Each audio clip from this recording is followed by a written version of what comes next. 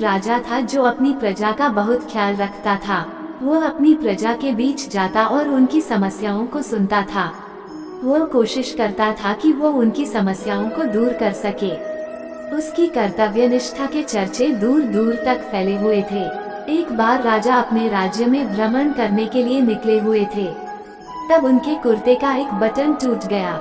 ये देख राजा ने अपने मंत्री तो तुरंत बुलाया और उसे आदेश दिया कि वो गांव से एक अच्छे दर्जी को बुला लाएं जो उनके कुर्ते का बटन लगा दे। ये सुन मंत्री ने गांव में दर्जी की खोज शुरू कर दी। संयोग से उन्हें एक दर्जी भी मिल गया। गांव में उसकी एक छोटी सी दुकान थी। उस दर्जी को जल्दी ही राजा के पास लाया गया।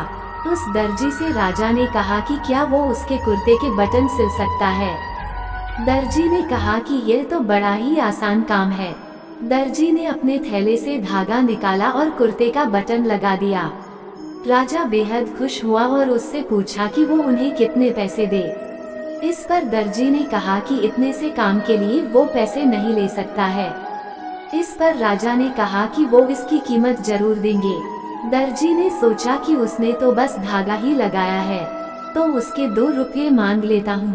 फिर दर्जी ने सोचा कि कहीं राजा यह न सोचे कि इतने से काम के 2 रुपये तो गांव वालों से कितना पैसा लेता होगा। ये सब सोच समझकर दर्जी ने कहा कि वो इतनी इच्छा से जो भी देंगे वो ले लेगा।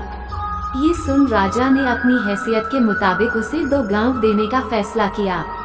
राजा ने कहा कि कहीं समाज में उसका रुतबा छोटा ना हो जाए, इसलिए उसने यह आदेश दिया। दर्जी ने मन में सोचा कि कहाँ तो वो 2 रुपये मांग रहा था और कहाँ वो 2 गांव का मालिक बन गया। सीख: इस कहानी से हमें ये सीख मिलती है कि हम सभी अपनी क्षमता के अनुसार सोचते हैं, लेकिन भगवान हमें अपने हिसाब से सब कुछ देते हैं। हम छोटा मांगते हैं और कई बार भगवान हमें उनके देने की क्षमता के आधार पर कुछ अच्छा और बड़ा दे देते हैं।